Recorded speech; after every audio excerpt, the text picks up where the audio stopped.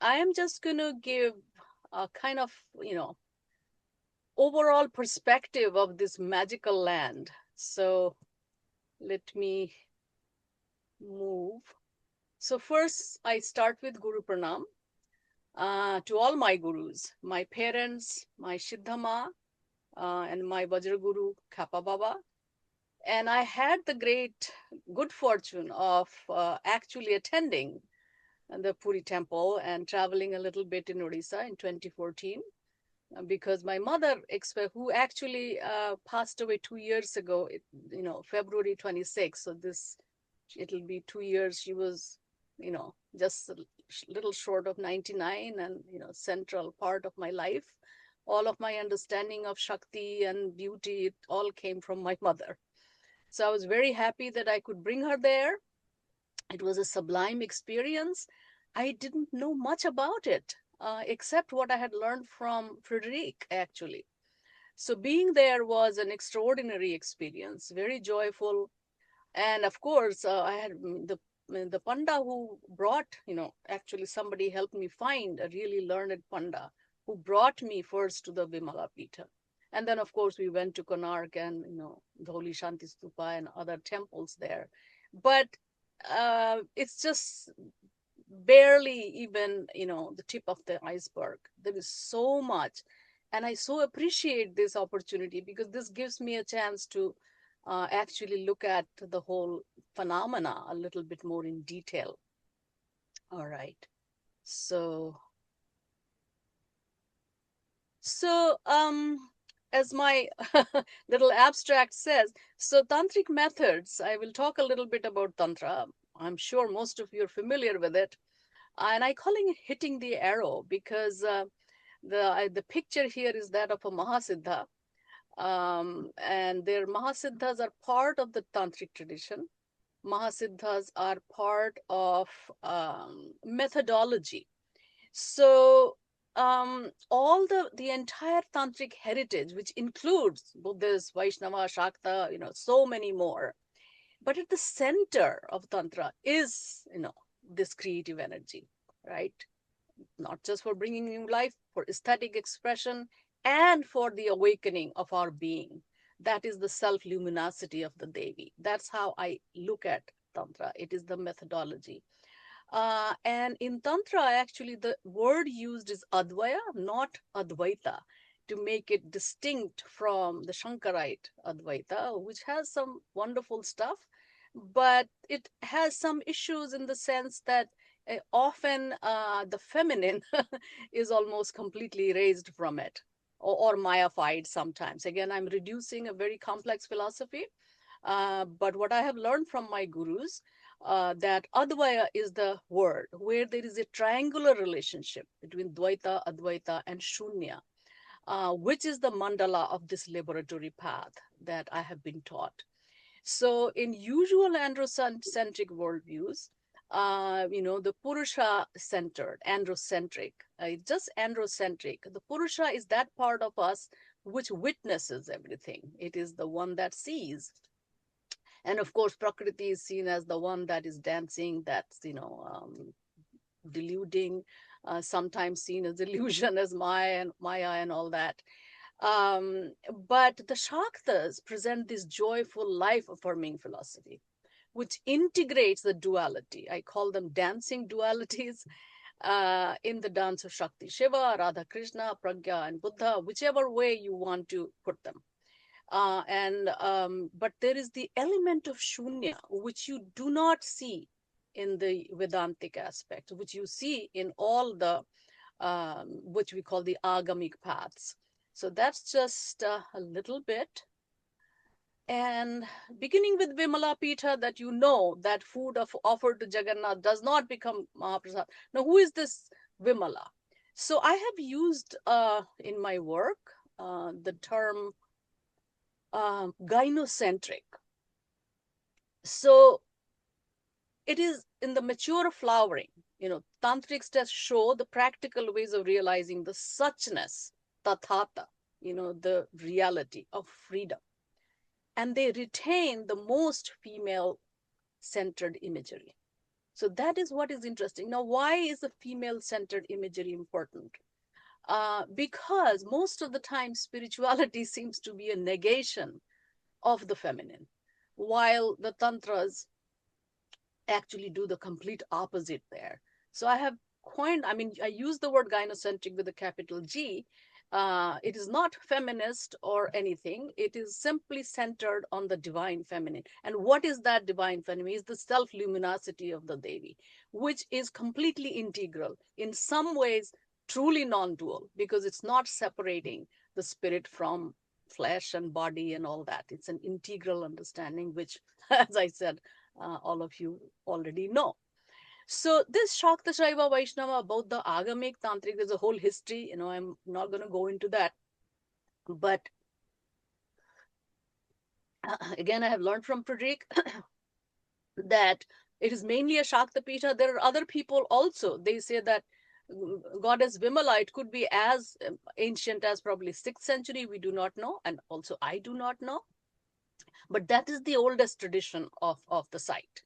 So, and the oldest deity of the land. And then you see that this is the body mandala.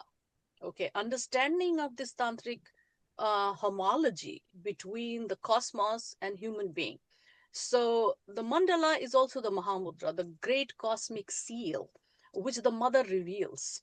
So Tantra is the very image of the cosmic yantra. And the temple itself is a yantra. We know all these temples, when they are designed and built according to the Shastras, then it itself is a cosmic yantra, which is an image of our own entire body, mind, spirit, entity that we are.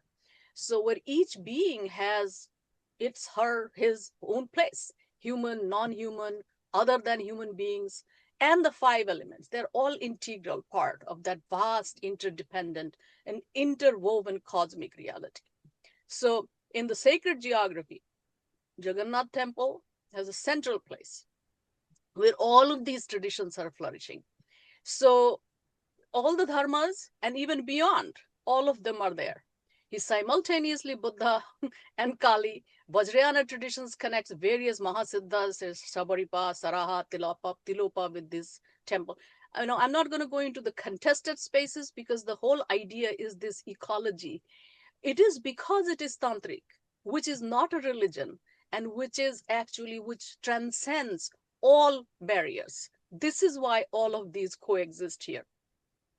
So that is the important thing to understand. And the whole stream of agamic and tantric path that kind of mingles at this place. Now this is, of course, Frederick's great gift. I would have never found this. Frederick gave this, showed me this picture. So this is, if you look at it carefully, this is the Shankakshetra is the mandala of balance, right? Just take a look. It captures so much, and I'll speak a little bit, So if you look at the spiraling thing, right, the Shankha, which is the spiraling imagery, and then you have on it stamped, this balance thing, and of course, Jagannath is in the middle. So just this incredible picture of the entire place. Now, I will try to explain it a little bit more. So Tantric traditions developed these elaborate maps of the human body, mind, and spirit. So human consciousness is a microcosmic reflection of all pervading play of the... So in this particular yantra, right, when you see this Sri Shankakshetra, it's a right-handed conch. Mandala of Jagannath Dham is etched. It represents the key notion of the spatial alignment where visually the earth, water, and sky elements are uniting. It's a map of the land with 2 intersecting triangles denoting male and female principles in union. So details of this mandala reveal that integral ecology and connectedness among humans, deities, animals, land, and sky. They're all, so this is what, of course, all of our traditions say, that we are all part of this, amazing play in one hand, but it is interconnected reality. Everything, it's like the in some ways it is a Indrajala, it can be a kind of magical display, right? But at the same time, every jewel in it, right? It is sparkling with everything else. So, but as Frederick pointed out the other day, the death of the Shakta ritual, the removal of the Devadasi from the central, that was a sad, sad event, and actually presented this almost a limit to the expansion of our consciousness in this abstract way of religiosity or philosophy, because the Devadasi, the Chalanti Devi, represented that very embodied presence of the divine feminine. And I'll talk more about it. So this was sundered in some ways. And I don't know whether we can bring back that tradition. That's, of course, it unfolds. There's so many people these days are actually recognizing what these traditions meant. But this, this particular understanding of mandala is central to get this sense of this tantric ecology of the land. Okay. Now, I have learned all these from various people, some, as I said, Frederick already, and I've been listening to talks. I know you have Surya Sarathi Rao, who has been part of your tour. I was very happy to see, because I have listened to many of his talks. He was also discovered so much. There is another person, Brahmanandaji, that I have learned a lot from. So they all talk about this way that Jagannath is understood is how there is an effort, again, think about it, it's almost contradictory, trying to give shape to Parabrahman, right? Actually, something that is even beyond Brahman. So you see that the Shakta, Shaiva, Vaishnava, Ganapatya, and Saurya, the usual agamic paths, they are very much part of it. And they all are showing up in different ways, in different forms than Jagannath himself is taking, right? So, and then he tells me, that, not me, I mean on his presentation, that when during Ratha Yatra, Jagannath is Surya.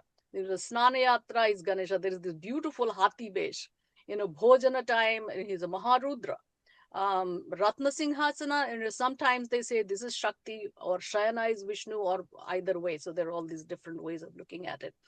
But he also mentions that the word apanipada, neither hand nor feet, right? This murti is so unique and extraordinary. So he connects that because this comes from the Upanishads, there are no hands, no feet, of course, trying to capture that formless Brahman. So this is the thing, that there is this effort to give shape to something that cannot be given shape. And that creates this extraordinary and takes so many Beshas, right? This is the Hati Besha. And this is the other image where you can see all of these different forms are showing up, of different traditions. Okay. So let me focus a little bit, because this is can be, people have all kinds of, is it a Buddhist side that was taken over by the Hindus, or a Hindu side that was taken over by Buddhas? It's like a useless conversation. But there is tremendous evidence that this thing is definitely connected with certain kind of Buddhism.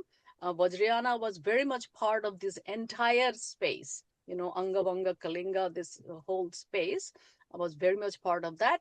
And this is what I have learned from my guru. It was known as the Shunya Vihara, which makes sense. So, and Saraha might have written some of the Charyapadas, which is the, original language from where Odia, Bengali, so many of these languages actually emerged. There's extraordinary speaking from the Mahasiddhas, all these Mahasiddhas, who are outside of every kind of constrictions. Most of them are actually what we would call outcasts, and you have courtesans, they're really awakened beings who are Devadasis, and there's so many stories about them coming from the Buddhist Tantric tradition. Some people say that the Neela chakra is also like a Dharma chakra, but there is no contradiction actually. Even the Sudarshana means a beautiful way of seeing, right? The beautiful way of seeing is Sudarshana in Sanskrit word, every word in Sanskrit actually is connected to its meaning. That's why different words have different kind of understanding.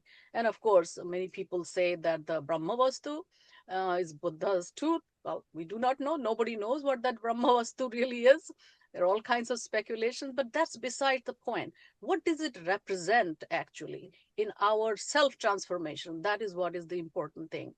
I discovered that Jagannath also has a Nagarjuna Vesh.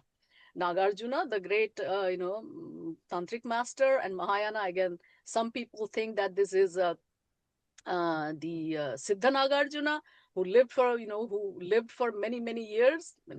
Tantric traditions think that Madhyamika Nagarjuna himself is Siddha Nagarjuna. So Jagannath takes Nagarjuna Vesh, a philosopher's Vesh, a Siddha Tantrika's Vesh also. And again, stories are many different that Nagarjuna cured Jagannath of sickness. We do not know. These are all I have discovered from various sources. Now, you also see in Jagannath's, Jayadeva's Gita Govinda, the Keshava Dhrita Buddha Sharira, Jaya Jagadisha Hare, one of the things. So this Buddha Sharira, Keshava Dhrita. So see, the forms are after all forms. What does that actually mean? So we see the earliest references to the thing that, there's a text called Gyana-Siddhi, Indrabhuti, who uses the word Jagannath for Buddha. And again, another kind of interesting reference we get in Vivekananda, that he says that it was a Buddhist temple. Although, as a monk, his attitude towards the erotic sculptures, not laudatory and perhaps incorrect. He thought Vamachara was a corruption. And this is a quote: one of the principal centers of Buddhism was Jagannath or Puri. And you have simply to go there and look at the abominable figures carved on the temple walls to be convinced of this. So, Vivekananda is great, but I think this place, and there is so much misconception of what Vamachara really is, and what they really mean, because these are yogic, these are completely yogic secrets, because most of us are not quite ready for their annihilating aspect, because they kind of smash everything that we think. So that is the part of the Buddhist references there. But you can see the triads, like tantras. You cannot, anywhere you go with tantra, there are always the triangles. And I remember during one of my crazy times, I was seeing these massive triangles, kind of spread out all over the sky. So you can see this threefold mode, right? So same, whether this Jagannath, Subhadra, and Balabhadra, two brothers and a sister, they constantly keep changing. So you can see, well, Jagannath becomes Dakshina Kali.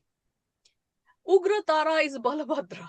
So think about it. Even this gender stuff is completely nonsense here, right? And then Bhuvaneshwari is Subhadra, Now, and actually, Balabhadra has a very fascinating role to play in many different, forms that we don't hear much. Now, the Shaivites, well, there's Mahakal Bhairava, then there's Adya Shakti, and then Sadashiva. So this is the another way. Now, when Raghunath Besha, then it's Ram, Lakshman, and Sita. And again, that brother, sister, or Shakti Shiva, or, all of these things are actually, you can see the triangular formations here. Again, referring to the mandala. So Buddha Jagannath, Dharma is Subhadra. Very interesting. The feminine here is seen as Subhadra. And because Balabhadra is this, I think I learned that from Brahmanandaji, the Sangha is this Mahakaya, is this whole, totality of our being. So you can see that triadic imagery in whichever way you want to, look at it. And it's good to understand it from whichever path that you are following without denying the others, and see how they are constantly changing, and they're constantly taking on kind of bringing us to that foundational geometry within us, and then the dissolution of the geometry in the pearls of this pulsating reality that we experience. Okay, so now Nritya. Because this whole thing about the dance, and I remember attending a conference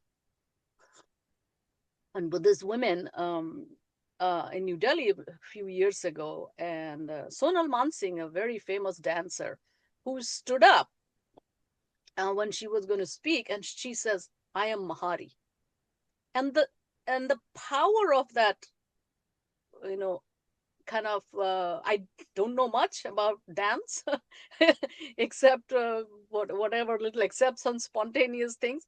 But what is this Mahari? Mahari and that powerful expression where everything is integrated. And Nritya, the word Nritya actually shows up. I mean, in Gita Govinda too. I went back to Gita Govinda, one of my favorite texts, in such beautiful language, where this Nritya, you can see the Krishna dancing, right? We'll talk about Krishna in a little bit. So, Chalanti, so see the Devi who is moving. The movement is so important. It is not some sort of static, abstract thing. It is about this complete movement, but complete control at the same time.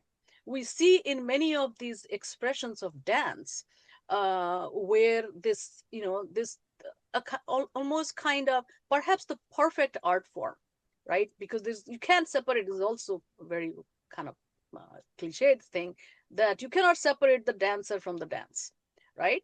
So this very figure of the dancer at the center of the temple and the rituals were vital for communicating the central tantric idea. Okay, so Jagannath is Kali, and what does that mean, right? Kali, the goddess, yes. And Frederick has that when Devadasi dances at the time, she is the main deity. She herself is Kali. Now, what happens that in the experience of Kali, the word Kali means the one who devours Kala, right? She even devours Mahakala, actually, according to Mahanirvana Tantra. So there is no caste, creed, religious identity, nothing remains. This is the experience where the witnessing consciousness also vanishes in Nirvikalpa Samadhi. So this is the thing that um, only experientially it can be understood, and it is not a fun experience. That's why the tantric path is very meticulously organized by gurus, who know each individual person. They know how individuals karmic makeup is all about. So there is the goddess Kali, there are 12 Kalis, there are 13 Kalis, there are stages of this experiential aspect of your own being. Nagarjuna, since I invoke Nagarjuna, who talks about 20 different Laya Samadhis, you know, and these are very deeper practices of high practitioners. I'm a novice. I have learned everything from my gurus, and I'm just understanding. But the figures, the images, the reason that these beautiful, colorful images are so concrete, trying to communicate something which cannot be communicated because everything is extinguishing here. That's what the word nirvana means. So many people mistranslate the word, because there's the word called enlightenment. In my work, I have used the word endarkment. Endarkment actually captures nirvana, means extinguishing. Everything extinguishes. And you see that term used in Shakta Shaiva Buddhist, many different ways. That's a different word from moksha. Moksha means cleansing. The cleansing is part of the psychological cleansing, which is the beginning of the tantric path. But when you get to the Kali aspect, and you can see that in the scholars are finally actually paying attention to the Shakta aspect. There was so much has been done with what we call Kashmir Shaivism, which is also a misnomer, by the way. It is the Kaula path, complex path. But the higher and deeper go, I have learned a lot from a practicing painter and a scholar, Arghadipta Kaur, and have written quite a lot. I've presented his work also in some of my writing. Who's a phenomenal painter. I forgot I was going to add some of his paintings. There's a lot to say. And so what he says that the deeper and higher you go in the practice, the Devi becomes more and more prominent. So there is this whole thing, you have the Trika path, and then you get to the Krama, and then you have a figure that the Shaiva tribe, they call Kala Sankarshini, it's a form of Kali. Look at the word, right? Kala Sankarshini. And you can see the same word, by the way, Sankarshana, right? In Krishna too, the word Krishna is also who draws within yourself, within his own being, which is the masculine form of Kali. So you can see this, how this particular Shunya Vihara is actually capturing that experiential aspect. So I kind of, I'm very lucky to find amazing people, right? Frederick, when I learned that the dance is the fifth M, right? It represents the fifth M, Maithuna. Now, this sounds very strange, right? Because people have, this is what Tantra, this is what has given Tantra all the kind of misconceptions, all kinds of, we know that Tantra becomes sex in the West and it's black magic in the East. Such a reduction of this most masterful methodology, probably the highest achievement of the Indic exploration of reality. So, the really, I'm reviewing this book. Sarah, who's been here, I think she just left. So this book, Sarah Magalhaes, I find that here is this woman who is called to witness that dance India has been an esoteric ritual. It's modern performance, phenomenal, beautiful, and I'm glad it is alive. But actually, it has been an esoteric ritual. And that esoteric ritual, it's both, I mean, she actually explores it in this book, The Sacred Dance of Ancient India, and connects the, Hindu iconography with all the temple sculpture. Actually in dance, the temple sculptures kind of come out, and then they, they come alive. So it's a psychosomatic healing practice. I'm going to talk about healing practices at a conference in May, actually, in Manipal University. The aspect of how some of these practices heal us. This is part of the cleansing rituals. And you can see she talks about the 108 karanas, these methods, these different tantric yogic, and they're connected with the, that's why 108 is such a sacred word, because this is how tantric yogis parse the body into 108 sections. And you can see it represented in many ways. But it is part of slowly looking at each part and dissolving it, and then dance does that almost in a kind of a, what can I say, almost a natural way. Now, it's very peculiar that it is natural, but at the same time, it is part of a highly evolved sadhana. Now, I want to say a little bit about why the fifth M, which is the fifth, the Maithuna ritual. So they're connected. So think about it. Each feared or dreaded or reviled 5 M's, that Tantra cannot be completed without those 5 M's. They actually connect with each element from earth, water, air, fire, and space.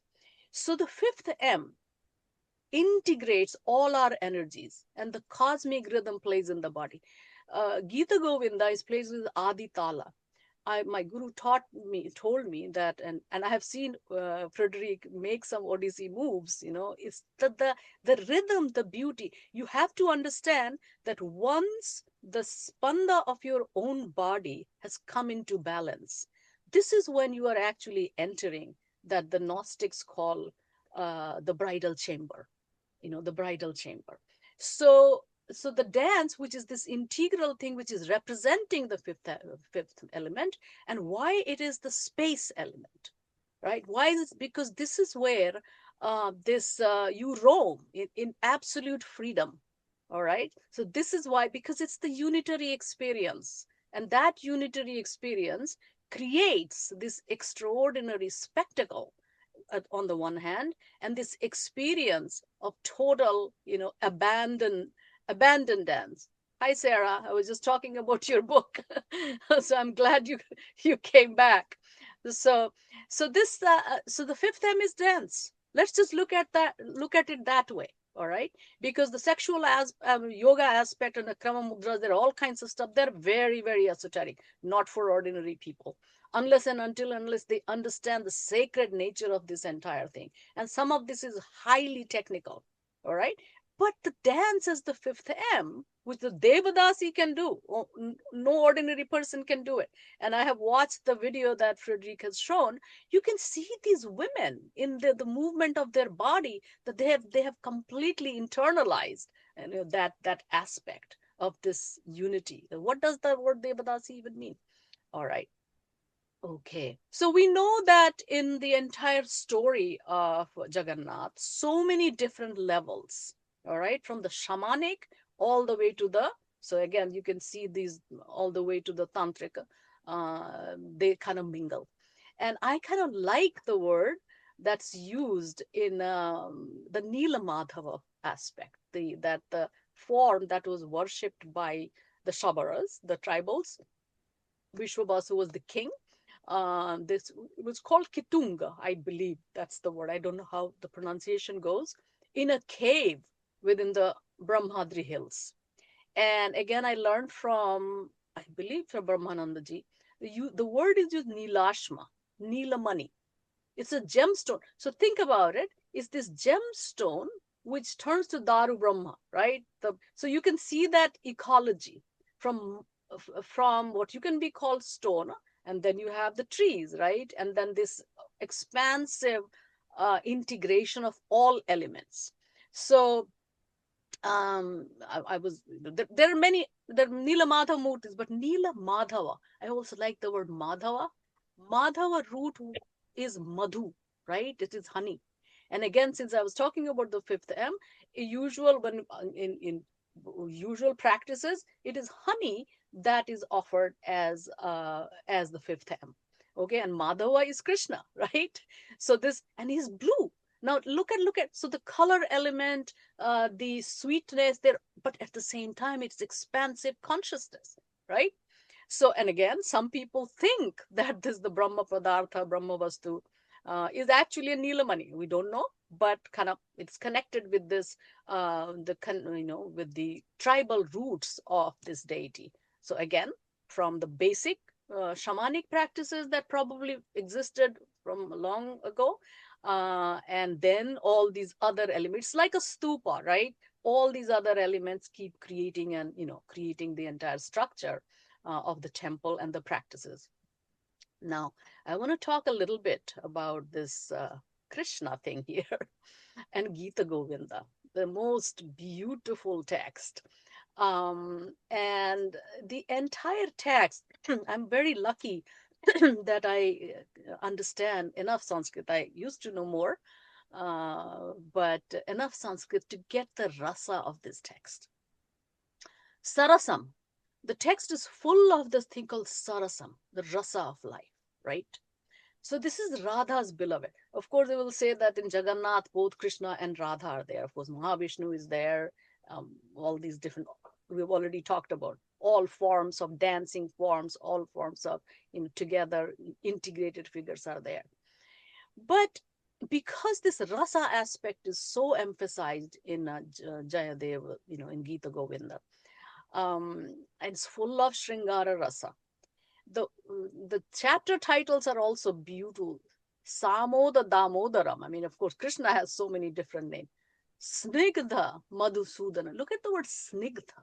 Such tender beauty in the language itself. And he said, Yadi Harismarane Sarasam Mana, Yadi Vilasa Kalasu Kutuhalam, Madhura Komala Kanta Padavalema, Shrunu Tada Jayadeva Saraswatem.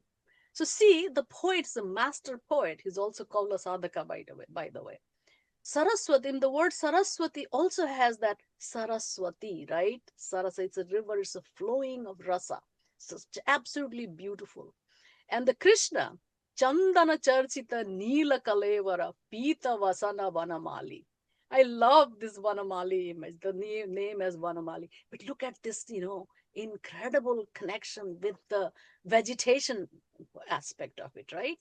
I said, and so the sound, in his beautiful expression of this dance, and it is erotic.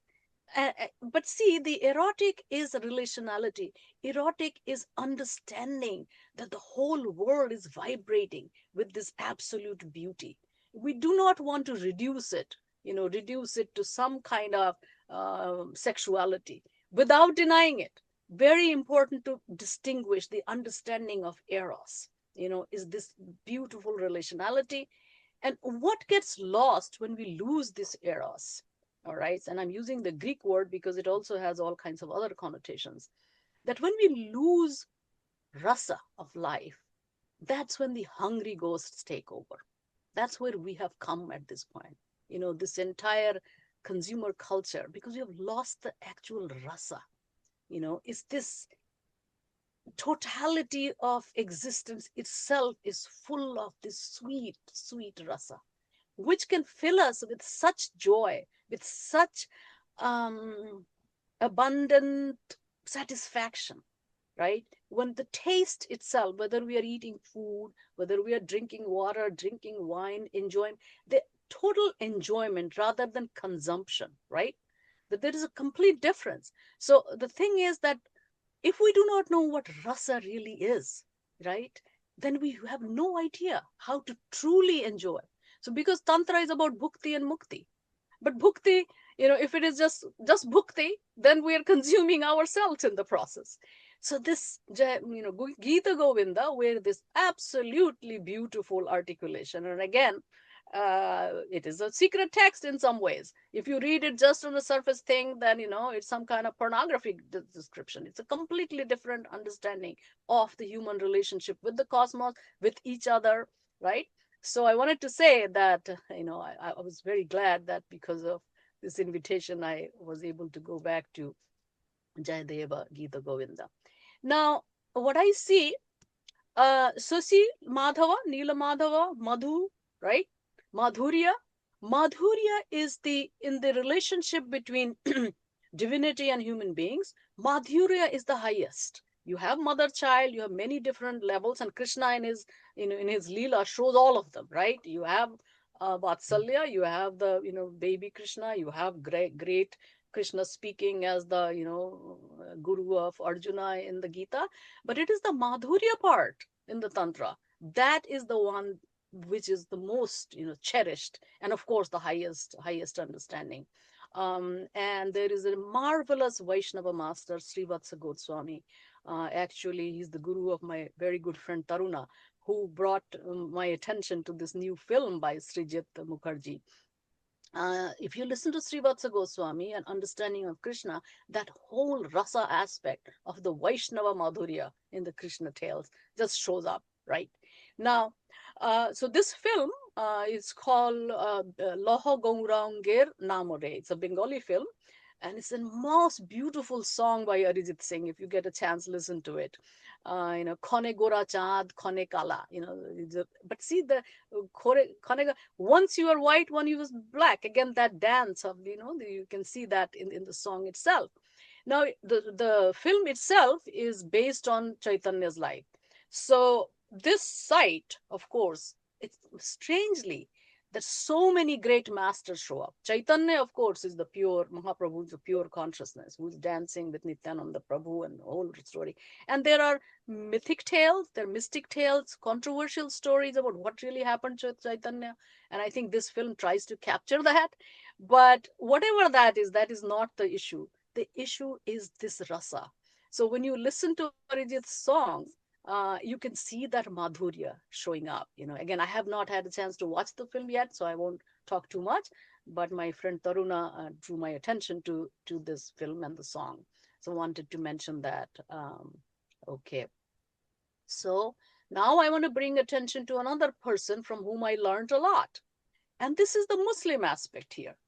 So Professor Sheikh Maqbul Islam, he actually is a very interesting, probably one of the people, as far as scholarship on Jagannath goes, the most revered person. He was awarded Odisha's highest honor, the Nabakalevara Award, in 2015 for his research on Lord Jagannath. Now, he says that he grew up with Jagannath. Even though he was born in part of Kolkata there. But how much this devotion to Jagannath is pretty extraordinary. Apparently, the first reward was given to a German scholar, I do not know, and he was the second one. So see this expansive nature of this tradition. So he heads the Sri Jagannath Research Center at his college, and I do not know much more detail, but I have listened to him. What an incredible, deep, devoted scholarship to Jagannath that I found in his work. Now, when I listen to him, he's a Sufi, basically a Sufi practitioner. And in India's tradition, there is no dichotomy, if we can ignore all the political posturing here. And when I listen to him, there's this resonance of Bhaktasala Bega. You know that the 17th century poet, who was a Muslim, right? There's all kinds of stories about him. His song, Ahe Neela Shaila, is one of the songs that is sung. And the Ratha stops at his Samadhi, right? So again, that Islamic aspect is also captured in a contemporary scholar here. And I hear that resonance of Bhaktasala Bega there.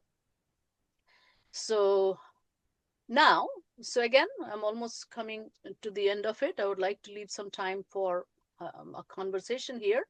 So the legends of the masters showing up at the temple, we have plenty of evidence of that, depending on, if we are taking that expansive understanding, that this is a central place where all of these traditions are congregating. So I already talked about the Buddhist master, Saraha. By the way, Saraha's teacher was a Dakini, an arrow maker. That's why I said the arrow hitting the mark in the beginning. So in the Shunya Vihara. And because I have been working on this Gnostic tradition, there are all these legends and even Jesus showing up at Puri Jagannath. I don't know, we definitely cannot say anything about that, and it's probably much more complicated.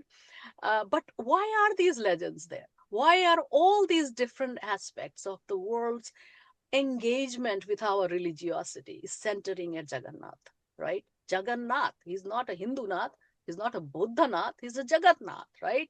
Or the entire Jagat, which is the movement. The word Jagata also means the moving world. He is the Lord of that, that understanding of our united humanity. Of course, we know Chaitanya, of course, we talked about that, who actually probably makes Puri even more famous. And Guru Nanak. Wonderful stories about Guru Nanak showing up Puri temple. The Sikhs also deeply venerate this site. Now, Jainas also claim that Jagannath is actually Rishabha, Adinatha. Now, some Buddhists will say this is Adi Buddha. But see, these are the things that we can only understand when we go to the deeper aspects of that. And the teachers who are teaching these traditions. And some Jainas would say the Jagannath is also like a Jnanatha connections. So this is why the title of my talk was important, that all the traditions creating a liberatory ecosystem of our wholeness and unity with the cosmic mandala right at this amazing temple. So now, since I find this resonance, connections with all kinds of different things, I came across this painting. It's a Nicholas Roerich painting. I'm looking at Roerich, the Buddhist, painter, and an amazing personality. So when I look at this painting, it's called The Flame of Happiness, Lights on the Ganges. It's a painting by him. But somehow it kind of invokes the blue magic of the temple. I don't know where this temple is. I don't know which temple it is referring to. But see, I'm looking at archetypal temple, right? And Jagannath temple itself, and this particular image with the Neela Madhava, with this blue, spacious, sky-like consciousness, where the queen of Dakini roams, according to, if we look at the Tibetan story of Yeshet Tsogyal. So I think Frederick mentioned that the Devadasis came from that water-bearing clan, I believe, right? So here is this woman. Look at this woman sitting there offering this fire thing to the. So this temple kind of captures. I wonder whether this rahasya, again, Jayadeva uses the word Keshava Keli Rahasyam, right? Keli is play. Keshava, Krishna's Keli Rahasyam. There is something, this rahasya that the Devadasi knew, the Devadasi understood what that, rahasya. Again, I'm speculating, I do not know. But this image, this particular painting by Rorik seems to capture that, the deep devotion, yes, this integral understanding of the Devadasi. Okay, so this is my last slide. So tantric temples and our essential wholeness. So Odisha's tantric heritage reminds us what is possible. So tantric temples of India were designed to uphold the balance and free us from Kala Chakra, right? You can see that chakra. The chakra is very important. Why the Buddha uses the chakra, also Sudarshan chakra, you can see the Kala Chakra and free from that. That means the bondage of time and self.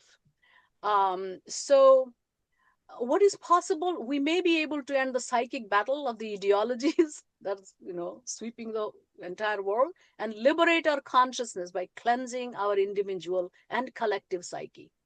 So the temple creates a global and harmonious vision where all opposites can dance together and perhaps find sustainable religious visions that are not bound by limited ideologies. And all of you congregating as Shakti Kumbh at that place seems to kind of make that effort. So at the very end, again, Guru Pranam, and I invoke Adya Shakti to transform our energies into Pragya so that her Mahakaruna flows into our planetary consciousness. Thank you very much. Yeah. Hi Neela, thank you for the talk. In your first slide, you mentioned something around Dvaita, Advaita. I couldn't really get like what that was reference to. So if you can explain that a bit. Sure. By the way, Nilima, after all, the Ratha is your own body, right? And the Brahma Vastu is inside your heart. So whether you actually enter the temple or not, if you get the whole essence, this is important. But yes, it's such a pity. It's such a sad thing that so-called non-Hindus cannot enter there. It's just whatever. But at the same time, Jagannath, there are many Ratha Yatras that happens when the deity, Utsava Murti goes out, right? And the deity remains inside. Jagannath is this is why also I learned, the only deity who actually goes out. The actual Murti goes out, the Darbrahman goes out. And at that time, there is no caste, there is nothing, anybody can touch Jagannath at that point. No caste. So Frederick has also pointed out in her work, a massive amount of work there, that how there are layers and layers of stuff, right? It is not so easily simplified. There is Brahminic orthodoxy, but there are other layers in it. Daita Putras are all tribal people. Without them, there is no Jagannath, right? So, okay, so this is where I think the use of the term, Sanskrit terms are very important. I use the word Advaya, because my guru uses it, and all the text, Buddhist, Buddha, Shakta, Shaiva, this Akamic tradition, they are together actually. This different stream which comes from the Sankhya Yoga Tantra continuum. So here the Shunya element is vital. So you have duality, non-duality, and Shunya. This is the triangular understanding of Advaya. So it is not non-duality in kind of homogeneous thing. The duality and non-duality are part of the spectrum, and you have to experientially recognize it. And both of them have to actually dissolve in Shunya, in the womb of the Great Mother. That's the experience of Kali. So this is called Advaya. Which is different. Again, philosophically, experience of non-duality in the sense of Advaita is already a very high experience. Whether you go through the Srikula tradition or any of the traditions, where you recognizing your identity with Brahman, right? Which is an expansive consciousness, which is the Sakshi Chaitanya. But when the Sakshi Chaitanya also dissolves completely, there's nothing. And there is again this very complex understanding. People call it, is it emptiness? So the Buddhists will use emptiness is form is emptiness, all kinds of stuff. But it's this experience of absolute extinction and then awakening, as Sadyojata Shiva in the Shaivite language. That is what the word Advaya actually captures. And all of this I've learned from the Guru. I have very little tiny experience of that. Just a question came to my mind. I wonder if Kali goes beyond all the multiverses. Does it go straight to the source? It's just a question. So the multiverse, I also kind of dabble a little bit in these things. Multiverse is a fantasy.